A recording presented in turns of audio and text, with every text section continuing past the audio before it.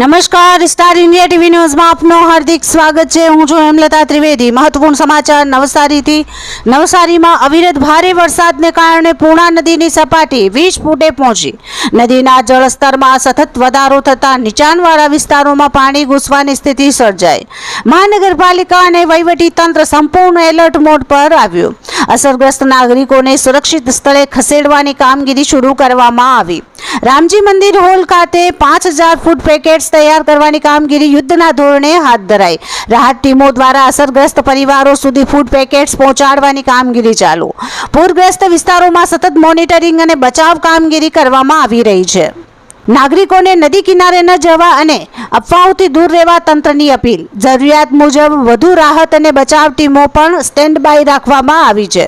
વહીવટી તંત્રે લોકોને સાવચેત રહેવા અને સુરક્ષિત સ્થળે રહેવા અનુરોધ કર્યો છે। Star India TV news reporter Jaydeep Rawal, Navsari.